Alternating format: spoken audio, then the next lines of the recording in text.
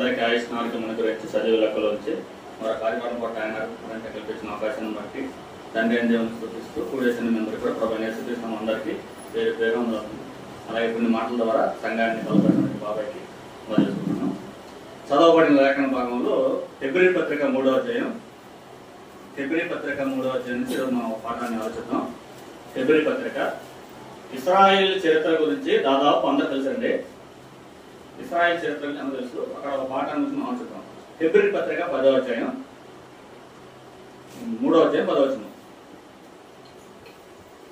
కావున నేను ఆ తరము వారి వలన విసికి వీరెల్లప్పుడూ తమ హృదయాలోచనలో తప్పిపోతున్నారు, నా మార్గములను తెలుసుకొనలేదు కనుక నేను కోపముతో ప్రమాణం చేసినట్టు వారు నా విశ్రాంతిలో ప్రవేశింపరని చెప్పింది. మనకు తెలిసినట్టుగా ఇశ్రాయేల్ పరిస్థితి ఎలా ఉంది? ఐగుప్తు దేశంలో కఠిన బానిసత్వం ఉంది. నిట్టూర్పులు విడిచిన స్థితి ఎవరిది? ఇశ్రాయేల్ది. ఐగుప్తులో వారిని దేవుడు మోషే ద్వారా పిలిచి ఆయన మార్గాలు వాళ్ళకి తెలియపరచడం అన్నమాట. ఇప్పుడు ఐగుప్తులో నుంచి ఇశ్రాయేల్ రావడానికి దేవుడు చేసిన కార్యాలు ఏంటి? ఒకటి చెప్పండి. 10 తెగుళ్ళు. ఆ తెగుళ్ళు చెప్పండి. ఏమన్నా చెప్పండి. తెగుళ్ళు కప్పలు, పేర్లు, నీటి రక్తం మారటం, మిడతలు, తొలి సంతానం. ఐగుప్తులో మీరు ఆ 11 చదివితే ఏంటంటే సింహాసనం మీద ఉన్న పొరటి కానిచ్చి ఆ సైనికులు మొత్తం తొలి సంతానం మొత్తం అయిపోయింది, చనిపోయింది. ఎర్ర సముద్రం పాయలవటం, మన్న, పురుడి కట్లు ఇవన్నీ కూడా దేవుడు చేసిన ఏంటి అద్భుతాలు అన్నమాట. అంటే ఎవరు ఎప్పుడు చూడని స్థితిలో ఎవరు ఇస్రాయేల్. ఎందుకంటే ఇస్రాయేల్ జనాంగం ఒక మూర్ఖ జనాంగం, అనాగరికతలో ఉన్న పరిస్థితులు ఇవన్నీ దేవుడు కళ్ళాకట్టుగా స్పష్టంగా చూపించాడు. ఏమని? ముందు ఆయన మార్గాన్ని బోధించే ముందు ఆయన చేసిన మహత్కార్యాలు, సూచక్రియలు చాలా ఉన్నాయన్నమాట. అవి చూపించి దేవుడు చెప్పంటే ఆయన మార్గాన్ని చెప్పాడు. ఎవరికి? ఇశ్రాయేలుకి. ఇలా జీవించండి, ఇలా జీవించినాం. ఈరోజు మనం ఏమాల్సినాం అంటే దేవుని మార్గంలో తెలుసుకున్నట్టు అనే పాఠాన్ని ఆలోచిద్దాం అన్నమాట. దేవుని మార్గం అన్నటువంటి దేవుని మార్గం అంటే ఏంటి? ఆయన కట్టడ, ఆయన విధులు, ఆయన ఆజ్ఞలు, ఆయన నిబంధన, ఆయన న్యాయం ఏంటి? దేవుని మార్గం. దేవుడు ఏదైతే చెప్తున్నాడో అదే ఆయన మార్గం అన్నమాట. ఆ మార్గంలోకి ఎవరు రావాలి? మనిషి రావాలన్నమాట. అప్పుడు ఈ మార్గంలో ప్రవేశించేటప్పుడు ఇశ్రాయేలు తెలుసుకోలేకపోతున్నారు. చూడండి 10వ వచనం. కావున నేను ఆ తరము వారి వలన విసికి వీరెల్లప్పుడూ తమ హృదయాలోచనలు తప్పిపోతున్నారు, నా మార్గములను తెలుసుకోలేదు కనుక నేను కోపముతో ప్రమాణం చేసినట్టు వారు నా విశ్రాంతిలో ప్రవేశింపలేదు. ఎవరైతే దేవుని మార్గం తెలుసుకోరో వారి పరిస్థితి ఏమైంది? ఆయన కోపంతో ప్రమాణం చేసినట్టు ఆ విశ్రాంతిలోకి ప్రవేశించమాట. మనకి విశ్రాంతి ఉందా లేదండి? ఉంది. ఈ భూమి మీద మనం పడే కష్టాలు మొత్తం ఇక్కడ ఉంటాయి, భూమి మీద ఉంటాయి. పరలోకంలో లేదా పరదేశంలో లాజరు అబ్రహామును ఏం చేస్తున్నాడు? నెమ్మది పొందుతున్నాడు అన్నమాట. నెమ్మది, విశ్రాంతి ఎక్కడ? మనకి పరలోకం అన్నమాట. అప్పుడు దేవుడు చెప్పాడంటే భూమి మీద ఉన్నప్పుడే మనమే ఆయన మార్గాలు కనుగోవాలి, ఆయన మార్గాలు అనుసరించాలి, ఆయన మార్గం తెలుసుకుని ఆ మార్గం మనం ఏం చేయాలి? జీవించాలన్నమాట. ఎవరైతే ఆయన మార్గం తెలుసుకోకుండా హృదయాలోచన తప్పిపోయి దేవుడికి కోపం తెప్పిస్తారో వాళ్ళు దేవుని విశ్రాంతిలో ప్రవేశించలేరన్నమాట. దేవుని మార్గం కావాల్సింది. దేవుని మార్గం కావాల్సింది మరి భూమి మీద ఉన్న మానవుడికి పరలోకం ఉన్న దేవుడు ఉన్నాడు, అత్యున్నతమైన సింహాసనం మీద దేవుడు ఉన్నాడు, మహామహుడగు లోకం అన్నాడు, సమీపించడానికి చేస్తున్నాడు, ఆయన మాత్రమే నిలుస్తున్నాడు అన్నమాట. ఆయనలో ఉన్న అక్కడ ఉన్న మార్గం భూమి మీద ఉన్న మానవుడికి కావాల్సింది. మీరు ఎప్పుడు చదివారు తిమోతి పత్రిక? సమీపించరాని తేజస్సులో ఆయన మాత్రం అనుభవించు అమరత్వం గలవాడై ఉన్నాడు, పుట్టుక చావులు లేదన్నమాట. మీరు గమనిస్తే దేవుడి గురించి దేవదూతలకి 6 రెక్కలు ఉంటాయి. 2 రెక్కలు తన కళ్ళు గొప్ప ఉంటాయి అన్నమాట. 2 రెక్కలతో ఎగురుతాయి. 2 రెక్కలు ఏం చేస్తాయి? పాదాలు గొప్ప పాదాలు. ఎందుకని? దేవుడి సన్నిధిలో ఏం చేయకూడదు? దేవుడికి ఏం కనపడకూడదు? కాళ్ళు కప్పకూడదు. కాళ్ళు అంటే మన కాళ్ళు కాదు, ఆత్మ సంబంధంగా మనకు మనం ఇలా ఉంటుంది కదా. ఆత్మ సంబంధం మనకేముంటుంది? అదన్నమాట. ఆత్మ సంబంధం వేరన్నమాట. ఆత్మ సంబంధం దేహం ఉంటుంది, భౌతిక సంబంధం దేహం ఉంటుంది అన్నమాట. ఆత్మ సంబంధం జీవం ఉంటుంది. అలాగే దేవుడు ఎవరు? ఆత్మస్వరూపి. ఇది భౌతికమైన రూపం. అలాగే దేవుడు ఎవరు? ఆత్మస్వరూపి అన్నమాట. ఆత్మలు దోతలు కానీ మనమైనా సరే. ఇప్పుడు లాజరు ఎవరు గుర్తుపెట్టాడు? అబ్రహాం గుర్తుపెట్టాడు. అబ్రహాం ఎవరు గుర్తుపెట్టాడు? ధనవంతుడు గుర్తుపెట్టాడు. ధనవంతుడు ఎవరు గుర్తుపెట్టాడు? అంటే గుర్తుపడుతున్నారంటే ఏముంది? ఒక దేహం, ఒక రూపం ఉందన్నమాట. కాబట్టి ఆయన సమీపించిన తెలుసులో దేవదూతల చేత పొగడబడుతున్నాడు అనమాట. ఆయన మార్గం భూమి మీద ఉన్న మనిషికి ఎలా తెలిసిద్ది? ఆయనే చెప్పాలి. ఎవరు చెప్పాలంటే దేవుడు చెప్పాలన్నమాట. ముందు దేవుడు చెబితే ఆ మార్గాన్ని తెలుసుకోవడానికి మనం ఏం చూపించాలి? ఆసక్తి చూపాలన్నమాట. కీర్తన గ్రంథం 25వ అధ్యాయం, కీర్తన గ్రంథం 25వ అధ్యాయం 4వ వచనం. సరే, మొదటి కీర్తన గ్రంథం 25వ అధ్యాయం 4వ వచనం. 25:4. యెహోవా, దావీదు మాట్లాడుతుంటాడండి. 25వ కీర్తన 4వ వచనం. యెహోవా, నీ మార్గములను నాకు తెలియజేయము, నీ త్రోవలను నాకు తేటపరచుము, నన్ను నీ సత్యం అనుసరించి నాకు ఉపదేశము చేయమంట. ఈ భూమి మీద మానవ మార్గం ఒకటి ఉంది, మనుషులు పెట్టిన మార్గాలు ఒకటి ఉంది. కానీ ఎవరి మార్గం శ్రేష్టమైంది? దేవుని మార్గం శ్రేష్టమైన అనమాట. దావీదు ఏమంటున్నాడంటే, ఇదిగో నేను భూమి మీద ఉన్నాను, నేను నీకు భక్తి చేస్తున్నాను, నేను నిన్ను మెప్పించాలనుకుంటున్నాను, నేను స్తుతిస్తున్నాను, నాకేం చేయి? నీ మార్గాన్ని తెలియజేయు. చూడండి సెకండ్ మాట, యెహోవా, నీ మార్గములను నాకు తెలియజేయము, నీ త్రోవలను నాకు తేటపరచుము, నన్ను నీ సత్యం అనుసరింపజేసి నాకు ఉపదేశము చేయమంట. ఎవరు ఉపదేశం చేసేది? దేవుడే. దేవుని మాటలు మనం ఏం చేయాలండి? అనుసరించాలన్నమాట. ఆయన మార్గం ఎవరు భరించాలి? ఆయన భరించాలన్నమాట. మనకేముండాలి? మనకి ఏ ఆసక్తి కావాలన్నమాట? నీ మార్గం అన్నమాట. ఎవరి మార్గం అది? దేవుడు తన మనసులో ఏమనుకున్నాడో, దేవుని కట్టడేదో, దేవుని న్యాయం ఏదో, దేవుని కనికరం ఏదో, దేవుని చట్టం ఏదో ఎవరు చెప్పాలి? దేవుడు చెప్పాలన్నమాట. ఆ చట్టాన్ని మనం ఏం చేయాలి? అనుసరించాలన్నమాట. అలా అనుసరించాలంటే మనం మన సొంత ఆలోచనలు, సొంత ఉద్దేశాలు, మన పితరులు చెప్పినాయి, వాళ్ళ తల్లిదండ్రులు చెప్పినాయి ఆచార ప్రకారం వచ్చినాయి కాకుండా ఎవరి మార్గం, ఎవరి ఉపదేశం? దేవుని ఉపదేశం అన్నమాట. అవి మనం ఏం చేయాలి? వాటిని అనుసరించాలన్నమాట. అందుకే దావీదు అంటే, యెహోవా, నీ మార్గమును నాకు తెలియజేయము, నీ త్రోవలు నాకు తేటపరచుము, నన్ను నీ సత్యం అనుసరింపజేసి నాకు ఉపదేశము చేయము, నీవే రక్షణకర్తమైన దేవుడు అని అన్నమాట. నిన్నమల్లా నీ కొరకు కనిపెట్టుతాను అన్నమాట. అంటే ప్రతి మనిషి పరిశీలించుకోలేమని, నేను దేవుని మార్గంలో ఉన్నానా లేనా, దేవుడు నాకు మార్గాన్ని ఉపదేశించాలి, దేవుడు నాకు ఉపదేశించాలి, దేవుని మాట నేను గైకొనాలని ప్రతి మనిషి ఏం చేయాలి? ఆసక్తి చూపాలన్నమాట. ఆసక్తి చూపలేదనుకోండి ఏముంది? అసలు ముందు దేవుని మార్గం అంటే తెలియాలి. ఆ మార్గం తెలియకపోతే మన మార్గం నడుస్తాం, సొంత మార్గం నడుస్తాం అన్నమాట. ఇప్పుడు మీరు సొంత మార్గం అంటే ఒక రోమపత్రిక, ఒక రోమపత్రిక, రోమిలకు రాసిన పత్రిక 1వ అధ్యాయం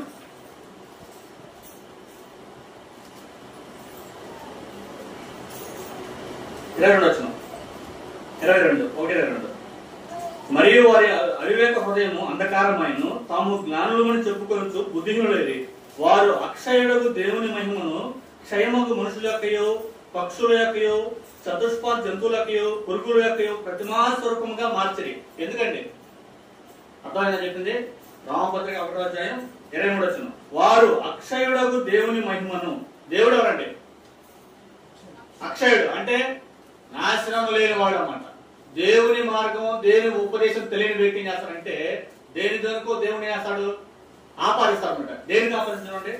ఆయనేమో అక్షయుడు. 23. వారు అక్షయుడు దేవుని మహిమను క్షయమగు మనుషుల యొక్క, కొంతమంది చేస్తారు చెప్పండి, మనుషులు ఏం చేస్తారు? పూజిస్తారన్నమాట. ఎందుకని? ఇతను దేవుని మార్గంకి అయ్యేలా వెళ్ళలా, దేవా నీ మార్గం నాకు చెప్పు అని అడగల. కాబట్టి ఏ మార్గం ఉంది ఇప్పుడు? సొంత మార్గం అన్నమాట. అక్షయుడు దేవుని మహిమను క్షయమగు మనుషుల యొక్క, పక్షుల యొక్క, పక్షుల్లో కూడా ఎవరండి? దేవతలు. మీరు ఐగుప్తు చరిత్ర చదవండి, బబులోని చరిత్ర చదవండి, ఇవన్నీ కూడా చూస్తే మొత్తం ఏముంటాయి? మనుషులు, పక్షులు, చతుష్పాద జంతువులు. చూడండి, మనుషుల యొక్క, పక్షుల యొక్క, చతుష్పాద జంతువుల యొక్క, పురుగుల యొక్క ప్రతిమా స్వరూపంగా మార్చి. ఒక పురుగు పేరు చెప్పండి. దేవత. ఆ పురుగును చంపరు. కొన్ని జంతువుల పేరు చెప్పండి, ఆ జంతువులు చంపరు. కొన్ని మనుషుల పేరు చెప్పండి, దేవతలే అన్నమాట. ఎందుకంటే మనిషి మార్గం తన సొంత మార్గం అనుకున్నప్పుడు, దేవుని మార్గం కాకుండా సొంత మార్గం అనుకున్నప్పుడు ఏంటంటే మనిషి పక్కకి వెళ్ళిపోతారన్నమాట. మీరు పితరులు చూడండి. పితరులు అంటే మనకన్నా ముందు వెనకున్న వాళ్ళు అన్నమాట. దేవుడు బయలుపరచినప్పుడు, దేవుడి గురించి ఆలోచించినప్పుడు వారు తమ సొంత మార్గం అన్నమాట. ఎలాగా? ధ్యాన మార్గం ద్వారా. అంటే హిమాలయ పర్వతాలకు వెళ్ళి కొండల్లో గుహలో ఉండి ధ్యానం చేసి చేసి చేసి నాకు దైవం ప్రత్యక్షమైందని చెప్పి ప్రజలకు ఏం బోధించారు? అది ఒక సూర్యుడు, మనకు వెలుగుస్తున్న సూర్యుడు అనమాట. అది ఒక నీళ్లు, అది ఒక నిప్పు, ఇవన్నీ పంచభూతాలు మొత్తం వేశారు. అన్ని దేవుని మార్గం తెలుసుకున్నప్పుడు మనకు కంటి ముందు ఏం కనపడుతున్నాయి? సూర్యుడు, చంద్రుడు, నీళ్లు, నిప్పు, ఇవన్నీ దేవి దేవతలే చేశాడు. ఎందుకు వచ్చిందంటే ఎవరైనా దేవుని మార్గం తెలుసుకోకపోతే, ఆయన మార్గం ఉందని అనుసరించకపోతే ఈ పక్కదో పట్టే అవకాశం ఉన్నాడు. అందుకే మనుషుల యొక్కయో, జంతువుల యొక్కయో, చతుష్పాద జంతువుల యొక్కయో కొంతమంది పవన్ చంపడు, నావు చంపడు, గుప్పోడు, కొంతమంది మాంసం చంపడు. కారణం ఏంటంటే వారు దేవుని మార్గాన్ని ఏం చేయాలా అనుసరిస్తున్నాడు. అన్నమాట. దేవా, యెహోవా, నీ మార్గము నాకు బోధించు, తెలియజేయము, నేను నీ కట్టడలు, నీ ఉపదేశం నాకు చెప్పుమాను. ఎందుకు? నేను నీ లోక సమాగమైన మార్గం కాకుండా నీ మార్గం నేను అనుసరిస్తానని దేవుడు దావీదు అన్నాడనమాట. 103వ కీర్తన ఒకసారి, 103వ కీర్తన, 103వ కీర్తన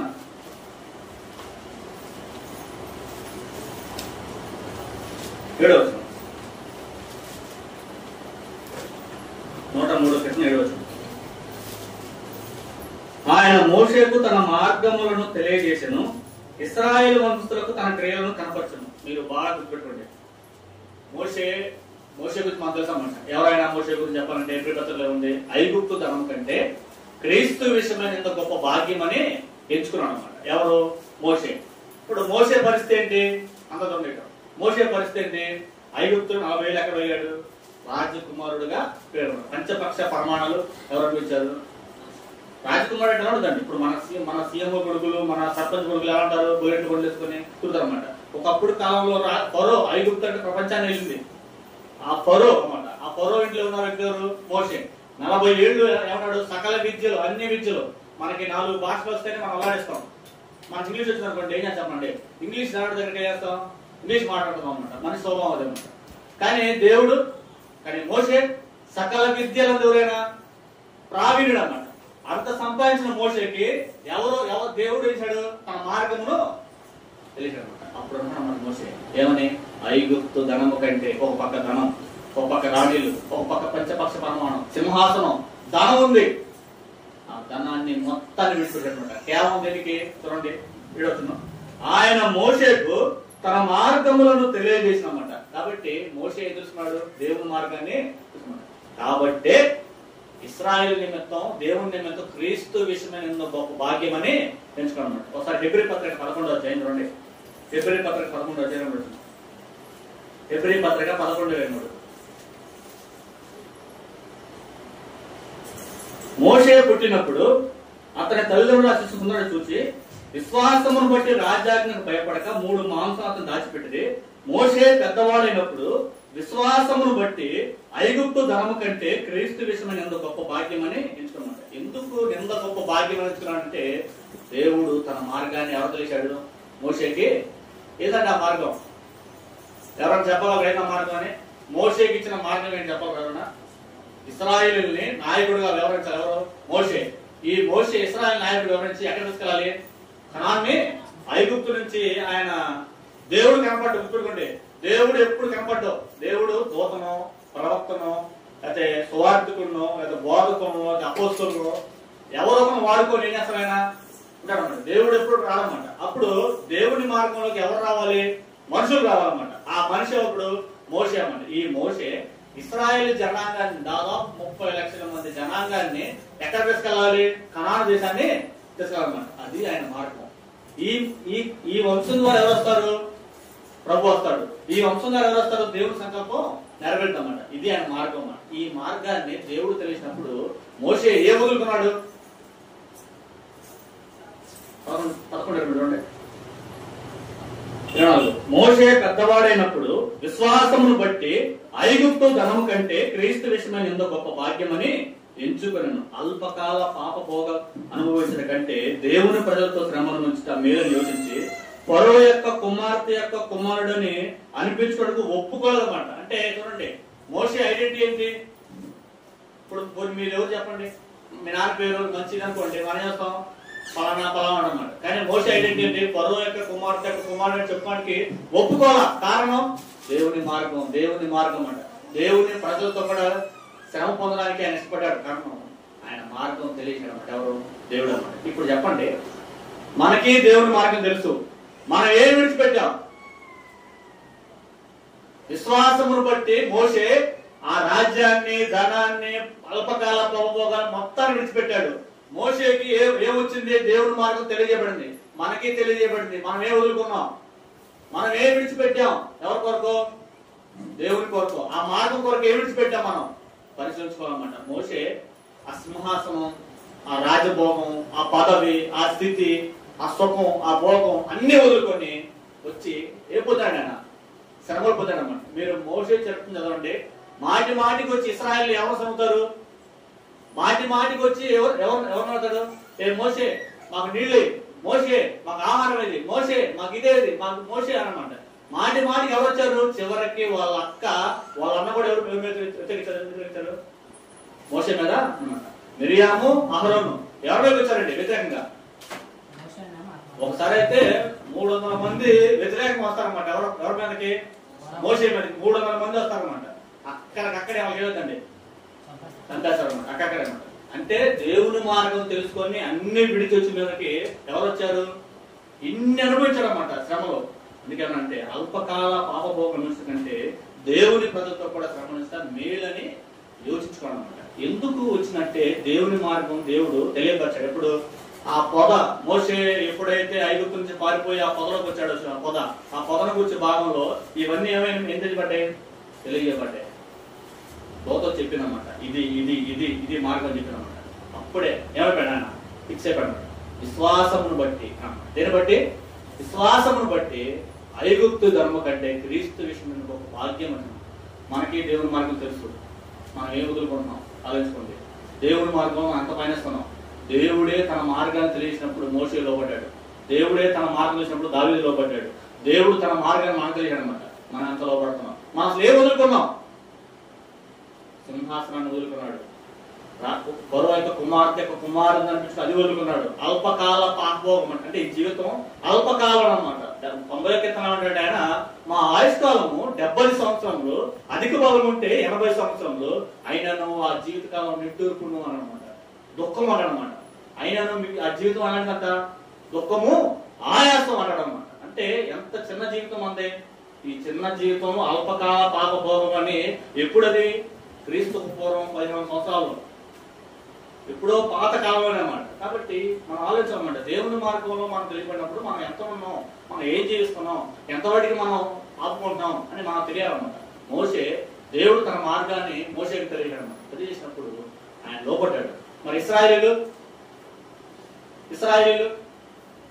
తెలుసుకోలేకపోయారన్నమాట. అదే చెప్పాడన్నమాట. నేను కోపముతో ప్రమాణం చేసినట్టు వారు నా విశ్వాసులో ప్రవేశింపరన్నమాట. ఎందుకు దేవుని కోపం వచ్చిందంటే మాటి మాటికి సనిగారు, మాటి మాటికి విశ్వాసం లేకుండా జీవించారన్నమాట. దేవుడు కొంతసారి పరీక్షించారన్నమాట.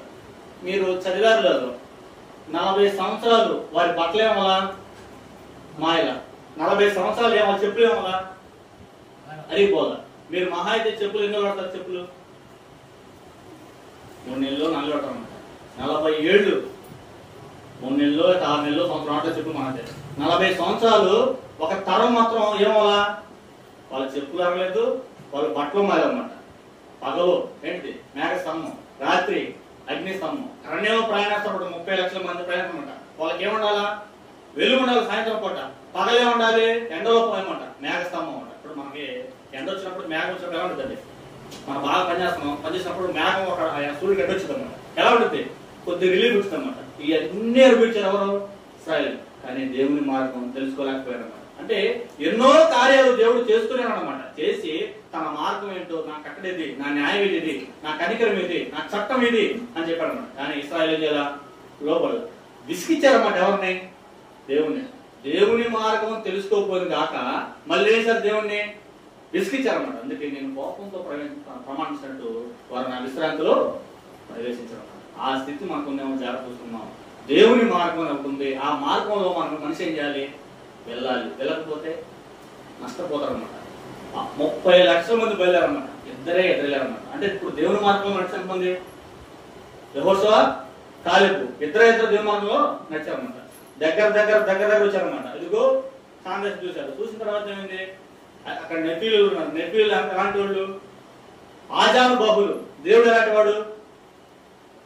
ఎర్ర సముద్రమే పాయలేంటే వాళ్ళొక లెక్క కాదు. కానీ వాళ్ళు ఏం లేదు, విశ్వాసం లేదు. దేవుడి మార్గం ఏంటి? దేవుడు ఏమైనా చేయగలడో ఆ విశ్వాసం లేదన్నమాట. కాబట్టి చెడ్డ సమాచారం చెప్పిన మనుషులు బట్టి ఎవరు నమ్మారు? చూపెట్టుకోండి. 12 మంది బేగి చుక్కడికి వెళ్ళారన్నమాట. ఎక్కడికి? ఇప్పుడు సపోజ్ మన ఎగ్జాంపుల్ పనికి వెళ్తాం, లేదా మన ప్రాంతం పనికి వెళ్ళినప్పుడు ఒకళ్ళు ఎదురెళ్తాం అన్నమాట. అలాగే కనాను దేశాన్ని సంచరించి చూడటానికి వెళ్ళినప్పుడు 12 మంది గోత్రకర్తలు వెళ్ళినప్పుడు 12 మంది గోత్రకర్తలు ఎవరు వెళ్ళా? 30 లక్షల జనం వెళ్ళా. 12 మందిలో 10 మంది చెడ్డ సమాచారం చెప్పారు. ఏమని? అమ్మో అది పెద్ద దేశం, దేశం బాగుంది, కానీ అక్కడ మనుషులు మనం చంపేస్తారు, మన వల్ల కాదు, మనం తిరిగి పారిపోదాం అన్నారన్నమాట. ఇద్దరే చెప్పారు. ఏమని? మన వల్ల అయితే సాధ్యపడితే చెప్పారన్నమాట. ఎవరు? యెహోషువ, కాలేబు అన్నమాట. ఈ 10 మంది చెప్పిన సమాచారం ఎవరు నమ్మారు? 10 లక్షల మంది అన్నారు. 40 ఏళ్ళు అరణ్యంలో తిప్పి తిప్పి తిప్పి తిప్పి తిప్పి తిప్పి వారి శవాల అరణ్యంలో రాలిపోయింది. కోపం వచ్చింది. దేవుని మార్గం ఆయన తెలియజేసి సూచక్రియలు మహాత్కార్యాలు అంతా మొత్తం చేసినా సరే వాళ్ళు ఏం చేయాలి? దేవుడికి లోపల ఉడిపెట్టుకోండి. అందుకే లగ్జరీ ఎప్పుడు కూడదండి. పగలేంటిది మేకస్తాము, చెప్పులు ఏంటి అరగట్ల, బట్టలు ఏంటి మా ఇంట్లో, తినడానికి ఏంటి మన్న కూరేడు. ఇంకా నష్టం ఏంటి? పని చేస్తున్నారు ఏమన్నా? ఇస్రాయేలు ఏమైనా పని చేస్తున్నారా? మధ్యలో ఏమైనా పని ఉందా? వాళ్ళు ఏం చేయాలి? కేవలం ఉదయం బయలుదేరటం, రాత్రి ఏం చేయటం? విశ్రాంతి తీసుకోవటం అన్నమాట. సింపుల్ అయిన మంచి పద్ధతి అన్నమాట. కనాను దేశం పాలు తేనెలు ప్రవహించే దేశం చెప్పాడన్నమాట. ఆయన మార్గాన్ని తెలుసుకోలేకపోవడం అనేది చాలా దౌర్భాగ్యమైన స్థితి. ఇప్పుడు చెప్పండి, దేవుడి మార్గం మనకు కూడా తెలియదన్నమాట. మనకేం ఇచ్చాడు చెప్పండి? ఒకటి ఎవరు ఇచ్చాడు? అక్కడ మోషే. ఇక్కడ అక్కడ మోషే ఐగుప్తు బానిసత్వం నుంచి ఎవరు విడిపించారు ఇశ్రాయేలుని? మోషే. ఇప్పుడు ఎవరు? ఎట్టి చెప్పండి? యేసు ప్రభు. అక్కడ జనాంగం ఎవరు? దేవాలయం, ప్రత్యక్ష గుడారం. ఇప్పుడు ఎవరు? సంఘం. అప్పుడు బోధ ఎవరు? దేవుడు పోషారు అనమాట. ఇప్పుడు ఎవరు? సంఘంలో ఉన్న బోధకులు. దేవుడు మనం చేసిన ఏంటి? పాప క్షమాపణ, పరిశుద్ధాత్మ వరం, సంఘ సభ్యత్వం, కుమారులుగా తీర్చబడటం, నీతిమంతులు తెచ్చారనమాట. ఇన్ని వరాలు ఇచ్చారన్నమాట. ఎవరికి? మనకి. మీరు ఎఫెసీ పత్రిక చదవండి, మీకు రోమాలు లెక్కబడుతుందన్నమాట. ఏమంటే పరలోకమందు ఆయనతో కూడా కూర్చున్న బిడ్డను పగొడుతుందన్నమాట. ఎవరితో? ఎవరిని? మనల్ని.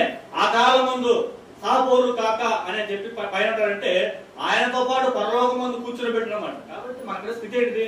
ఒకప్పుడు పరలోకానికి భూమి మీద ఏముండేది? మధ్యలో ఒక అడ్డుపడి అనమాట. ఇప్పుడు ఏమైపోయింది? ఓపెన్ అయిపోయింది.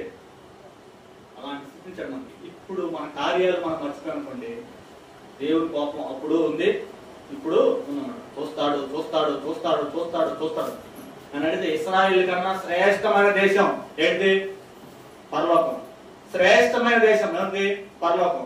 మహా అయితే వాళ్ళు భౌతిక సంబంధమైన పాలు తేనె ప్రవహించే దేశం ఎవరిది? వాళ్ళది.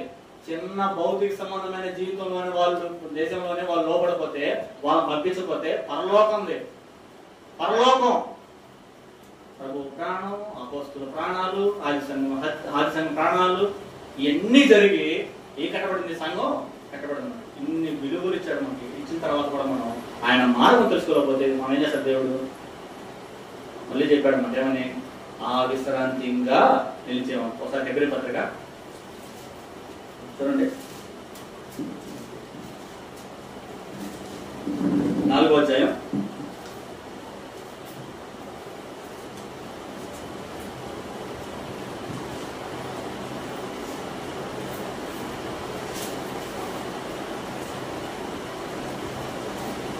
3వ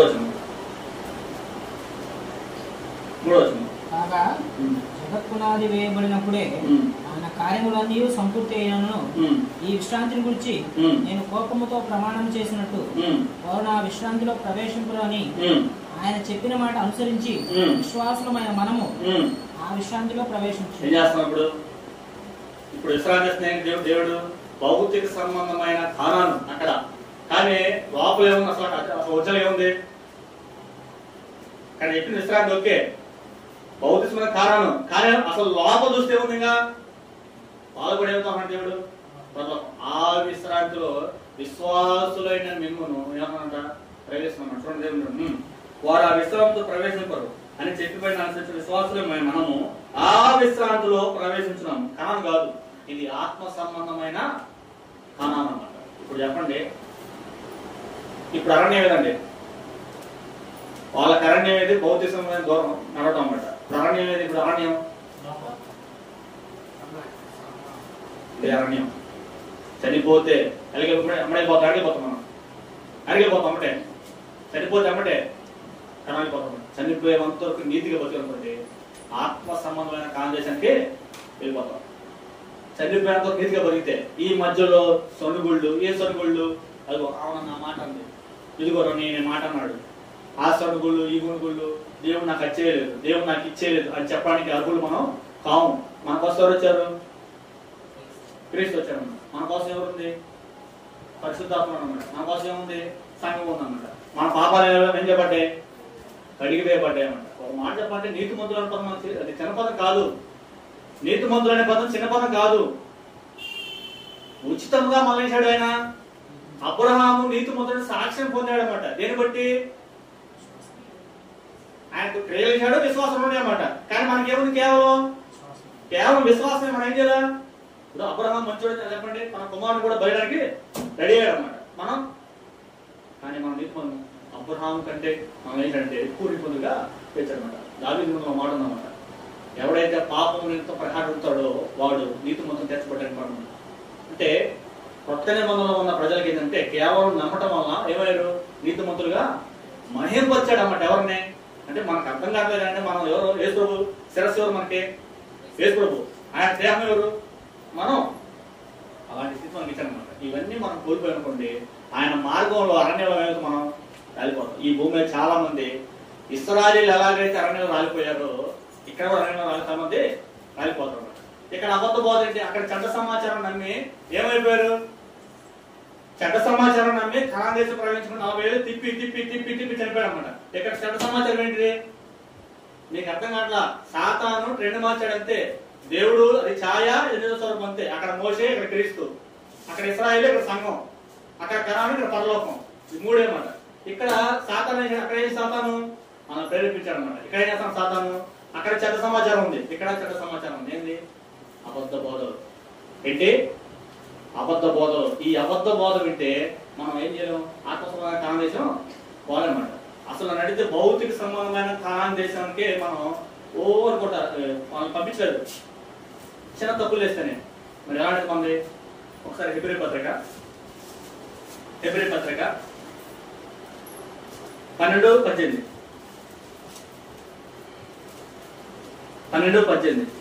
అందరు తీయండి. హెబ్రీ పత్రిక 12:18 సృజించి తెలుసుకున్నట్టు అంటే ముట్టుకొని మండుచున్నట్టు కొండకును అగ్నికిని కారు మేఘమునకును గాఢాంధకారమునకును తుఫానుకును బోరధ్వనికిని మాటల ధ్వనికిని మీరు వచ్చాడనమాట. అప్పుడు ధర్మశాస్త్రం ఇచ్చినప్పుడు ఏముండే? సినాయి కొండ పర్వతం. సినాయి పర్వతం అన్నమాట. చూడండి, సృజించి తెలుసుకున్నట్టు మండుచున్నట్టు కొండకును అగ్నికిని కారు మేఘమునకును గాఢాంధకారమునకును తుఫానుకును బోరధ్వనికిని మాటల ధ్వనికిని మీరు వచ్చి ఉండలేదు. ఒక్క జంతువు అనేనో ఆ కొండను తాకినల్లా రాళ్లతో కొట్టబడవాలని ఆజ్ఞాపించిన మాటకు వారు తాళలేక ఆ ధ్వని విన్నవారు మరి ఏ మాట తమతో చెప్పదని బద్భాగనమాట. చూడండి, పాత నిబంధనలో సేనాయి పర్వతం వద్ద ఏమొచ్చినాయి? ఆజ్ఞలు వచ్చినాయి. ఆ ఆజ్ఞలు వచ్చినప్పుడు ఆ సేనాయి కింద ఉన్నారు ఇశ్రాయేలు వారు అనమాట. సేనాయి పర్వతం మీద ఉన్నారు మోషే ఉన్నాడు అనమాట. ఆ శబ్దం వెళ్ళాక మేము మాట్లాడమని చెప్పి బతిలాడుకున్నమాట. మా వల్ల కాదని చెప్పారనమాట. ఎక్కడ? భౌతికమైన ధర్మశాస్త్రం, భౌతికమైన కొండ, భౌతికమైన జంతుబలు, కొండ, తుఫాను, అగ్ని, కారు మేఘమంటారనమాట. వాటికి ఇప్పుడైతే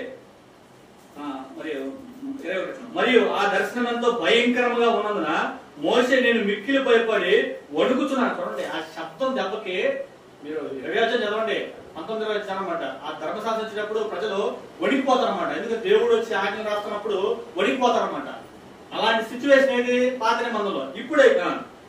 ఇప్పుడైతే సీయోను కొండకును జీవము గల దేవుని పట్టణమునకును అనగా పరలోక యెరూషలేమునకును వేవేల కొలది దేవదూతల యుద్ధకును పరలోకమందు రాబడిన జ్యేష్ఠుల సంఘమునకును వారి మహోత్సవమునకు అందరి న్యాయాధిపతి దేవుని యొద్దకు సంపూర్ణ స్థితి పొందిన నీతిమంతుల ఆత్మల యుద్ధకును క్రొత్త నిబంధన మధ్యవర్తిని యేసునొద్దకును హేబేలు కంటే మరి శ్రేష్టమైన ప్రవక్తలు మీరు వచ్చి ఉన్నారు. చూడండి ఎక్కడికి వచ్చాం మనప్పుడు. ఏది గొప్పదండి? కారు మేఘం, తుఫాను, అగ్ని, ఇది గొప్పదా? ఏది గొప్పదండి? జీవం గల దేవుని పట్టణం అన్నమాట. సీయోను కొండ, పరలోక యెరూషలేము, వేవేల కొద్ది దేవదూతల యుద్ధం అన్నమాట. ఏది గొప్పది? అక్కడికి వచ్చాం మనం. కారు మేఘానికి కాదు, దానికి కాదు, ముట్టుకొని తెలుసుకుంటానికి కాదు, జీవం గల దేవుని పట్టణం అన్నమాట. ఈ అరణ్యపు ప్రయాణం ఏదైతుందో ఆ ప్రయాణంలో ఏదైతే సంభవించిన వాళ్ళకి అవన్నీ మనకేంటంట దృష్టాంతాలు. వాళ్ళు సన్నికటం, వాళ్ళకి అవిశ్వాసం, వాళ్ళు కోపించటం, వాళ్ళ ఆరాధన చేయకపోవటం. ఇప్పుడు ఒకడక్కడ ఆరాధన అనుకొని ఆడిపోయాడు, పొలం పోయాడు అనమాట. వేసారు, రాళ్ళతో పెట్టేశారు, చంపేశారు అనమాట. ఇవన్నీ మనకేంటంటే దృష్టాంతాలు అనమాట. ఇదిగో అరణ్యం, వాళ్ళు ఐగుప్తు నుంచి బయలుదేరి కనాన్ దేశం ప్రవేశించడానికి కారణం ఏంటంటే వాళ్ళ పాప జీవితమే అని అన్నమాట. దేవుడు మార్గదర్శనం. అలాగే ఇప్పుడు మనకి ఈ లోకంలో విడిచిపెట్టాం, అక్కడికి వచ్చాం, క్రీస్తునతో వచ్చాము. ఈ క్రీస్తునతో చాలా జాగ్రత్తగా సనక్కుండా చాలా జాగ్రత్త పడతాము. అలా బతికితే ఆయన మార్గంలో మనం ఉంటాము. ఆయన మార్గాన్ని దాటి సనిగిన అవిశ్వాసంతో ప్రవేశించిన ఏది రాదు మనకి విశ్రాంతి. నేను ఒకటే అంటాను అన్నమాట. పాత నిబంధనలో భౌతిక సంబంధమైన దానికే దేవుడు అందరిని వేశాడు, తిప్పి తిప్పి తిప్పి తిప్పి మొత్తం వేశాడు, అరణ్యంలో చెప్పేశాడు అనమాట. ఇదేంటిది? ఆత్మ సంబంధమైన జీవితం. మన కోసం ప్రభు చనిపోయాడు, మన కోసం దేవుడు ఉన్నాడు, పరిశుద్ధాత్మ, సంఘం, అపోస్తులు త్యాగాలు. మీరు పౌలు చెందారండి, చనిపోతూ మంచి పోరాటం నా రక్తం పాయవుతుంది అంటే చనిపోతున్నమాట. సంఘం కొరకు పౌలు ప్రాణం పెట్టాడు అన్నమాట. అలాంటి త్యాగంతో కట్టబడి అపోస్తుల బాలతో కట్టబడినది సంఘం. ఇక్కడికి వచ్చి అవిశ్వాసం, ఇక్కడికి వచ్చి మూర్ఖత్వం, ఇక్కడికి వచ్చి దేవుని వాక్యం అంటే నిర్లక్ష్యం ఉంటే ఏమవుతుంది? మనం మార్గం తెలుసుకోలేక ఆయన విసిగిస్తున్నాం. ఎవరినే? దేవుని అన్నమాట. అన్ని వేరు, మనం వేరు, మనం ప్రయాణంలో ఉన్నాం. ఈ దేహం అరణ్యం నడితే ఈ దేహంలో కాలిపోయిన తర్వాత ఎమ్మటగా మనం దేవుని దగ్గరికి వెళ్తామన్నమాట. ఈ మధ్యలో ఎన్నో లోపాలను సరిసుకోవాలన్నమాట. దేవుడు వాళ్ళకి ఏదో అవకాశం ఇస్తూనే ఉన్నాడన్నమాట. మనకి ఇచ్చాడన్నమాట. చూడండి, వాళ్ళకు కూడా చాలా స్పష్టంగా ఇచ్చాడన్నమాట. ఫస్ట్ వ్యభిచారం ఇచ్చాడన్నమాట. 3000 మందిని ఒకేసారి చంపేశాడు. అలాగా దేవుడు హెచ్చరిక చేస్తాం అన్నమాట. అయినా కానీ చివరికి దగ్గర వచ్చారన్నమాట. చెడ్డ సమాచారం అన్ని. అలా కాకుండా దేవుని మార్గం తెలుసుకున్నాం, దేవుని మార్గంలో మనం ఉందాం అన్నమాట. ఆ మార్గంలోకి మనం ఉందాం అన్నమాట. ఎవరు దేవుని మార్గం తెలుసుకోలేరంటే మీరు మెకానికల్ గా దేవుని ఆరాధిస్తే తెలుసుకోరండి. ఒకసారి మత్తయి సువార్త 15 అధ్యాయం, మత్తయి సువార్త 15 అధ్యాయం తెలుసుకోండి. మత్తయి సువార్త 15:8 అదే 6 నుంచి చూడండి. మత్తయి సువార్త 15:6 నుంచి 8. మీరు మీ పారంపర్యాచార నిమిత్తము దేవుని వాక్యం నిర్తకం చేస్తున్నారు. వేషధారులారా, ఈ ప్రజలు తమ పెదవులను కనపరచుడు గాని వారి హృదయం నాకు దూరంగా ఉన్నది. మనుషులు కల్పించిన పద్ధతులు దైవోపదేశం గురించి నన్ను వ్యర్థముగా ఆరాధన అన్నమాట. అంటే వాళ్ళకి ఎలా ఉన్నారు? దేంతో చేస్తున్న ఆరాధన? ఒక పాట పాడండి, మంచి పాట. కాయవే తోట కమ్మని కాయం. ఇప్పుడు దీంతో పాటు ఏమవుతుంది? రాగం బాగుంటుంది అన్నమాట. అదే లోపల నేను ఒక చెట్టు, దేవుడు వేసిన చెట్టు. యజమాని ఎవరు? దేవుడు. యజమాని వస్తాడు, ఏమి ఫలములు ఇస్తా. ఇప్పుడు ఎవరు వస్తారు? ప్రభు వస్తారన్నమాట. ప్రభు వచ్చినప్పుడు ఏం చేయాలి? మనం చెట్టు ఏం చేయాలి? కాయలు ఇవ్వాలి, ఫలాలు ఇవ్వాలి. దేవుడు వేసిన ద్రాక్ష తోట ఎవరు? మనమే. ఒకప్పుడు ద్రాక్ష తోట వేశాడు, యెషయా చెప్పాడు, తోట అనమాట. కానీ అది కారు ద్రాక్షలో కాయలకు కారణం ఏమని చెప్పాడు అనమాట. ఇప్పుడు నిజమైన ద్రాక్ష వల్లి ఎవరు? క్రీస్తు. అందులో తీగలు ఎవరు? మనం. ఈ తీగలు ఫలించకపోతే ఏమవుతాడు? పీకి పడేస్తామన్నమాట. ఎందుకు పీకుతాడు? ఉన్నాయి ఇంకా బాగా ఫలించాలన్నమాట. అలాగే మన చెట్టు చెప్పాడు, చెట్టు వేరునే ఉందంట. మళ్ళీ ఫలించకపోతే ఏమవుతాడు? గొడ్డ రెడీగా ఉంది. ఏ యజమాని అమ్మటి చెయ్యడు చెట్టు పక్కనే, ఇప్పుడు మీరే పొలం వేశారు, పంట పండలేదు, ముందు ఏం చేస్తారు? మందు కొడతారు. లాస్ట్ లో ఏం చేస్తారు? ట్రాక్టర్ పిలిచి మొత్తం తీసారు అన్నమాట. కానీ దేవుడు చెప్పేసారి ఇసుకుపోయాడు దేవుడు. అప్పుడా కాదు, ఒక పక్క ఏముంది? గొడ్డ ఉంది, ఒక పక్క దేవుడు బోధిస్తూనే ఉన్నాడు అన్నమాట. కాయాలి, పొలాలు కాయాలన్నమాట. ఈ జీవితంలో పొలాలు కాయకపోతే ఆయన మార్గం ఏం చేస్తున్నాం? నిర్లక్ష్యం చేస్తున్నాం. పెద్దవాళ్ళతో వద్దు, దేంతో కావాలి? దావీదు సమయంలో కూడా వాళ్ళన్న వాళ్ళ తమ్ముడు మొత్తం 7 అన్నమాట. 7 ఆచారబాబులు సమీరు చూసి అబ్బా యెహోవా కోరుకున్నాడు ఇతడే అన్నాడు అన్నమాట. తీసేయన్నాడు దేవుడు. తీసేసి ఇతను కాదు అన్నమాట. ఇంకా ఉన్నారా అంటే ఉన్నాడు. ఎక్కడున్నాడు? అరణ్యంలో ఉన్నాడు అన్నమాట. మంచి హృదయం, అతని రూపమును అతని ఎత్తును లక్ష్య పెట్టుకున్నాడు. దేవుడికి కావాల్సిందంటే హృదయాలతో దేవుడిని చేయాలి, ఆరాధన. అలాంటి ఆరాధన దేవుడు కోరుతాడు అన్నమాట. అలాంటి ఆరాధన ఆయన ఆరాధించేవారు ఆత్మతో సత్యంతో యథార్థంగా చేయాలన్నమాట. ఇదేమో పెదవులతో చాలా మంది ఉండే బైక్ మీదకి వచ్చి దీవించావే అంటారన్నమాట. ఈ కాదండి, అట్ట కాదు. నిజంగా చేయాలంటే దేవునికి హృదయాల దగ్గర పాటలు పాడాలన్నమాట. కాబట్టి భౌతిక సంబంధం కాకుండా ఆత్మ సంబంధం కలిగిన దేవుడిని నిజంగా అండి. అంటే యూట్యూబ్ చాలా మంది మీరు తమిళ తమిళలో ఒక అబ్బాయి అనమాట. ఏం పాడంటే తమిళలో జబరాజు అనమాట. మరీ దారుణం, ఎలా పడితే ఆ పాటలో పాడుతున్నాను. అంటే మొన్న అబ్బాయి జైలుకి వెళ్ళాడు. అంటే నేనేమంటానంటే పెద్దలతో కాదు. ఇప్పుడు ఒక మనిషి నిందించడం ఒక అవకాశం వెళ్ళకూడదు, మనం ఇవ్వకూడదు అన్నమాట. ఒక స్త్రీ మీద నింద వచ్చింది, ఎందుకు వచ్చింది చెప్పండి? భర్త ఉన్నప్పుడు వెళ్ళాలి, లేదా వెళ్ళకూడదు అంతే. లేదా భార్య తీసుకెళ్ళాలి అంతే. లేదా నేను అని చెప్పాలి అంతే. నీకు నింద ఎందుకు వచ్చింది? నింద మనలో దురాశ మనలో ఉందన్నమాట. ఎలా పడితే అలా జీవించి పెద్దలతో కనపరిచి యూట్యూబ్ ముందు పెట్టి వచ్చి కాదన్నమాట. అలా కాకుండా మెకానికల్ ఆరాధన కాకుండా దేవుడికి యథార్థంగా ఏంటంటే మనం ఆరాధించాలి. చూడండి, ఏమంటే ఈ ప్రజలు తమ పెదవులతో నన్ను గణపరచుదురు. ఏం చేస్తున్నారు? పెదవులతో గణపరుస్తున్నారు, కానీ వారి హృదయం నాకు దూరంగా ఉన్నది. మనుషులు కల్పించిన పద్ధతులు దైవకులను బోధించు నన్ను వ్యర్థంగా ఆరాధిస్తామన్నమాట. అలా ఉంటే దేవుడు మన అన్నమాట. హెబ్రీ పత్రిక 3వ అధ్యాయం ముగించుకున్నాం. చివరికి ఒక 2 వచనాలు ముగించుకున్నాం. హెబ్రీ పత్రిక 3వ అధ్యాయం 19వ వచనం. హెబ్రీ పత్రిక 3:19. 3:19 చదవండి. కాగా అవిశ్వాసము చేతనే వారు ప్రవేశింపలేకపోయినని గ్రహించుచున్నాము. ఎవరి స్టేట్మెంట్ ఇది? ఎవరి స్టేట్మెంట్? గ్రంథకర్త. గ్రహించుచున్నాము అన్నమాట. వాళ్ళు ఎందుకు ప్రవేశించలేకపోయారు? అంత బయలుదేరి ఎర్ర సముద్రం, మన్నా, పూరేడు అన్ని వచ్చి ఎందుకు గ్రహించలేకపోయారు? మోషే నాయకుడు, అహరోన్ నాయకుడు అందరూ ఎందుకు గ్రహించలేకపోయారంటే అవిశ్వాసం. గుర్తుపెట్టుకోండి, ఎప్పుడైనా సరే మీరు అవిశ్వాసం వస్తేమో జాగ్రత్తగా ఎప్పుడు ఎలా మనం ఇందా చెప్పాడు బైబిల్లో, యేసు ప్రభు లోకానికి వెలుగు అని అన్నమాట. అది మన ప్రతి మనిషిని చేస్తుంది, వెలుగుస్తూ వచ్చిందన్నమాట. అలాగే అదే దాంట్లో ఎవరు చెప్పాడు? మీరు లోకంకు వెలుగు. ఏం చేయాలి? మనం అందరినీ వెలిగించాలి. మనం ఏం చేస్తాం? మనం ఏం కాకూడదు, ఆరిపోకూడదు అన్నమాట. మనం వెలిగించాలన్నమాట. కాబట్టి ఎవరిలో అయినా అవిశ్వాసం ఉంటే అవిశ్వాసం ఏంటి? తప్పించేదన్నమాట. కాగా అవిశ్వాసం చేతనే వారు ప్రవేశింపలేకపోరని గ్రహించున్నాము. కాబట్టి మనలో మీకు ఎప్పుడైనా సరే ప్రార్థన చేయడానికి బద్ధకం అనిపించిందంటే మీరు అయిపోయారన్నమాట. ముందు ఒక మనిషి ఎప్పుడైతే ప్రార్థన విషయంలో స్ట్రాంగ్ ఉంటాడో అతను నిలబడతాడు. ప్రార్థన చేయడానికి బద్ధకం ఉంటాడో అతను అయిపోయినట్టే. ముందు గెలవాల్సిన ప్రార్థన చేస్తాం. ఇప్పుడు సర్వం కాల్సిన చెప్పినప్పుడు అన్నీ చెప్పాడు, కవచం, యుద్ధం అన్నీ చెప్పాడు అన్నమాట. చివరికి ఏం చెప్పాడు? పట్టుదలతో మెలకోగలిగి ప్రార్థన చేయాలన్నమాట. ఇప్పుడు అన్ని కవచాలు మొత్తం రెడీగా ఉన్నాయన్నమాట. నిద్రపోతున్నాడు సైనికుడు. ఏమవుతుంది? వచ్చి పొడి చదువుతాడు. నీ దగ్గర ఖడ్గం ఉంది, బల్యం ఉంది, అన్నీ ఉన్నాయి, శిరస్నానం ఉంది, అన్నీ ఉన్నాయన్నమాట. ఏం లేదు, ప్రార్థన మెలకోలేదు. మెలకు అంటే ప్రార్థన. ఎప్పుడైతే ఒక మనిషి ప్రార్థన చేయడానికి నిర్లక్ష్యం చేస్తాడో అయిపోయాడు. అవిశ్వాసం రాకుండా మనం కాపాడుకోవాలి, మోకరించాలి. ప్రార్థన అసహపడుతూ మోకాలు కాయ కడతాం. అలాగైతే మోకాలు కాయ కడతాం. మోకాలు చూడండి కాయ కడతాం. ప్రార్థన చేయడం అంటే ఇంట్రెస్ట్ చూపించాలి. అవిశ్వాసం రాకుండా మనం కాపాడుకోవాలన్నమాట. ఎవరికి దేవుని మార్గం దూరంగా ఎవరికి బోధిస్తాడు దేవుడు?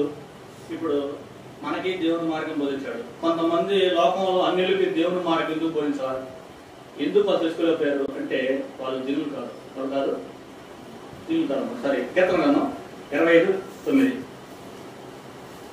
కీర్తన గ్రంథం 25:9. కీర్తన 25:9.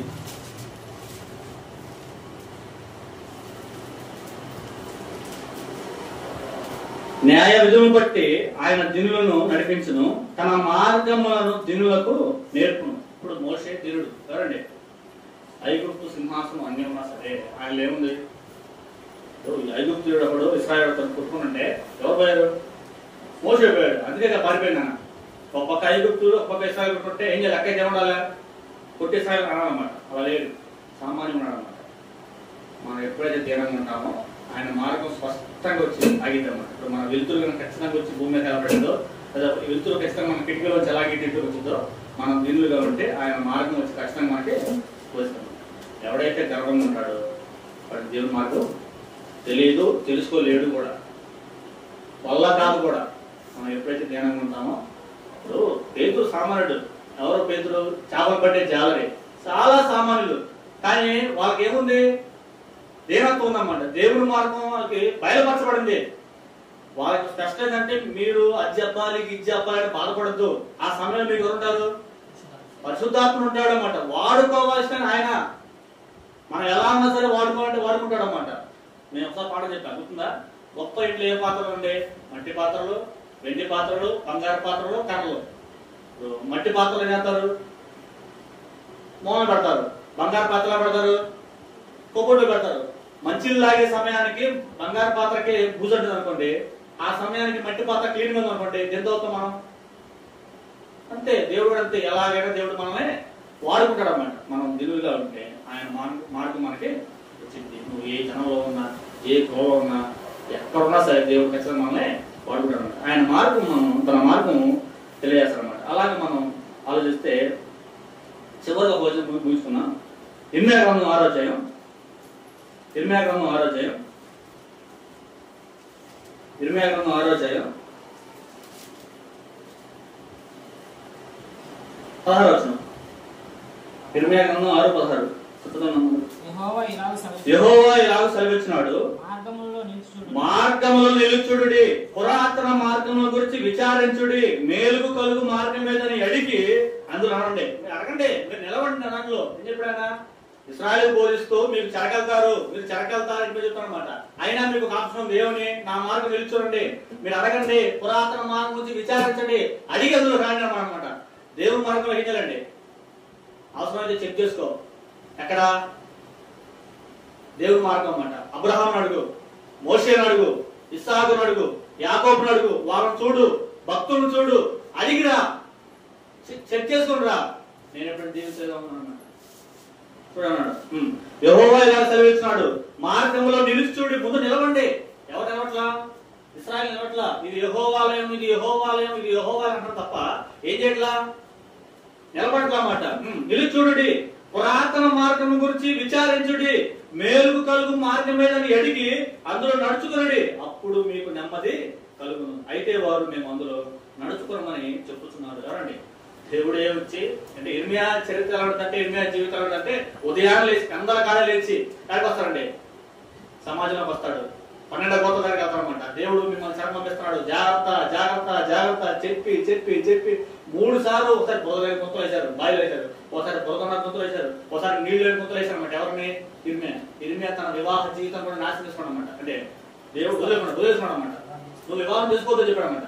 అంత త్యాగం చేసే సరే మేము నడవము అని చెప్పాడు అనమాట. దేవుడు ఏంటంటే అడుగుతున్నాడు, మీరు నిలుచోడండి. ముందు మీకు కెపాసిటీ ఉంటే మీకు అర్థమైతే నిలుచోడండి. చూడండి, యెహోవా ఇలా సెలవిచ్చినాడు, మార్గంలో నిలుచుడి, పురాతన మార్గం గురించి విచారించండి. ఎవరు పురాతన మార్గం? ఏంటిది? అబ్రహాం దగ్గరికి వెళ్ళు, లేదా ఆదము దగ్గరికి వెళ్ళు, లేదా నోవహు దగ్గరికి వెళ్ళు, నేను నెమ్మది కలుగు చేయలేదేమో కనుక్కో అనమాట. విచారించండి అనమాట. ఆయన మార్గం అంత గొప్ప చెప్పాడు అనమాట. మేలు కలుగు మార్గం మీదని అడిగి అందులో నడుచుకోండి. అంటే గుడ్డిగా మా అమ్మ దగ్గర బైబిల్ ఉంది, మా నాన్న దగ్గర బైబిల్ ఉంది, మా నాన్న చర్చికి వచ్చారు కాబట్టి చర్చికి వచ్చాం అనే దాంట్లో రాజేష్ మీరంతా చూడండి, అంజనాలు వచ్చి రమ్మన్నారు కాబట్టి రావడం కాదు. మీరు వెతకాలి, దేవుడు కనుక్కోవాలి. ఎవరైనా సరే, మనమైనా సరే, అమ్మ వెళ్ళింది కాబట్టి నాన్న వెళ్ళింది కాబట్టి కాదు, విచారించాలన్నమాట. దేవుడు నిజదేవుడు తెలుసుకొని పరిస్థితి తీసుకోవాలన్నమాట. అప్పుడు మనం నిలబడతాం. అదే అమ్మా నాన్న పట్టొచ్చు అనుకోండి, అమ్మా నాన్న ఒక రోజుకి ఏమవుతారు, ఈ భూమి మీద ఎవరైనా వెళ్ళిపోతారు. అప్పుడు ఏమవుతాం, వదిలేస్తాం అనమాట. అట్ట కాదు, కనుక్కోండి, నిలవండి, విచారించుకోండి, కనుక్కోండి, పురాతన మార్గం నుంచి కనుక్కోండి అనమాట. దేవుడు అడుగుతున్నాడు. మనం కనుక ఆయన మార్గంలో నిలబడితే ఏమంటే మనకైనా నెమ్మది నెమ్మది అలా వచ్చిందమ్మా, అలా వచ్చింది. ఒకటి భౌతిక నెమ్మది ఉంది, ఆత్మీయ నెమ్మది ఉంటుంది. రెండు ఇస్తారన్నమాట. మీకు ఉద్యోగం, మీ కుటుంబాలు, పిల్లలు. ఇప్పుడు పిల్లలు నెమ్మది ఉందా? ఇంట్లో పిల్లలు లేదు, నెమ్మది ఉంటుందా? పేదన. ఇంట్లో సరైన పరిస్థితి బాగాలేదు, ఆర్థిక పరిస్థితి, నెమ్మది ఉంటుందా? ఉండదు. ఆత్మ సంబంధంగా రక్షణ లేదు, నెమ్మది ఉంటుందా? ఉండదు. నెమ్మది అనే పదాలు ఎన్ని ఉన్నాయి? చాలా ఉందన్నమాట. ఎప్పుడు వస్తాయని అడుగుతున్నాడు ఆయన. నువ్వు నిలబడండి నా మార్గంలో, నిలిచి చూడు అన్నమాట. మనం నిలవకుండా కాసేపు అటు, కాసేపు ఇటు, కాసేపు అటు, అది కాసేపు దేవుడు, కాసేపు బయలు, కాసేపు అనుకోండి, కష్టం. నువ్వు నిలబడాలా, కష్టం వచ్చి నిలబడాలన్నమాట. ఇప్పుడు దేవుడు అన్ని విషయాల్లో నెమ్మది ప్రవేశనమాట. యోసేపు గారి 2 సంవత్సరాలు జైల్లో ఉన్నాడు. మొత్తం జుట్టు పెరిగిపోయింది, మొత్తం వస్త్రాలు మొత్తం మారిపోయింది. అసలు యోసేపుని ఎరగసి తెలిపాడు అనమాట. కానీ అక్కడి నుంచి దేవుడు ఇక్కడ లేపాడు. యోసేపు ఆయన మార్గం అంతే ఉన్నాడు. అవసరమైతే నింద అనుభవించి అక్కడే ఉన్నాడు తప్ప పాపం చేయడానికి అవకాశం బెదిరించాలా, గొడవకి వెళ్ళాలా, ఏం చేయాలన్నమాట. చెరసాలు వేసాడు, 2 ఏళ్ళు చెరసాలు ఉన్నాడు, అంతే మౌనంగా ఉన్నాడు. ఆ చెరసాల్లో కూడా దేవుని సేవిస్తూనే దేవుడు ఒక్కసారిగా లేపాడు. అందుకే పురాతన మార్గం గురించి విచారించుడి అన్నాడు అనమాట.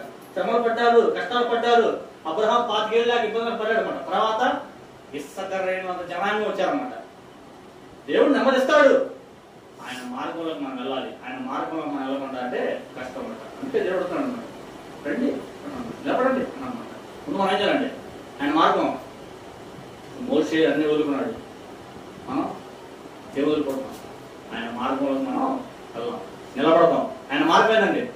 ఇప్పుడు ప్రజెంట్ ఆయన మార్గం ఏంది?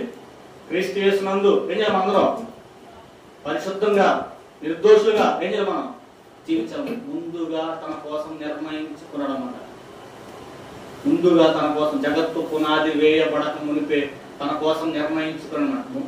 ఎప్పుడు తల్లి గర్భం ఉందే నేను పిండమునై ఉండగా నీ కన్నులను చూసినాను దావీదు. నేను పిండమునై ఉండగా నియమించబడిన దినంలో ఒక్క దినం కాకముందే అన్నమాట. అలాంటి స్థితిలో ఉన్నాం. అంజి అని భూమి మీద ఆరోగ్య దేహం చిన్న పిండము కాకముందే ఎవరు చూస్తున్నారు? దేవుడు. అలాగే ప్రతి మనిషి గురించి తెలుస్తున్నారు దేవుడు. తెలుసుకుని తన గ్రంథంలో రాసుకోవడం అన్నమాట. అప్పుడు ఆ గ్రంథంలో దాంట్లో రావడం అనుకోండి, జీవగ్రంథం ఉంటుంది అన్నమాట. ఆయన రాసుకున్నాడు. ఆ రాసుకున్న ప్రకారం లేదనుకోండి, అయిపోయినట్టే జీవితం, కష్టం అన్నమాట. చాలా మంది అలా వెళ్ళిపోయారు, మనం కూడా వెళ్ళిపోతాం. కాబట్టి తరానికి ఒకడు అనుకుంటాం అన్నమాట. తరానికి ఒకడు. అందుకే దావీదు తన తరం వారిలో సేవ చేశాడు అన్నమాట. తన తరం వారికి, ఈ తరానికి మనం ఏదో చేయాలి, ఏదో ఒకటి చేయాలన్నమాట. కనీసం మన కుటుంబం, మనం జాగ్రత్తగా బతికి మనం చాలా బాగా ఉండాలన్నమాట. అలాగే మనందరం దేవుని మార్గం నుంచి ఆలోచించుకొని దేవుని మార్గంలో ఉండి దేవుని మహిమపరుస్తూ చెడు మార్గం పోకుండా ఆయన ఇష్టానుసారం అందరం జీవితం. నాకు ఇచ్చిన అవకాశం బట్టి అందరికీ ఉన్నాను.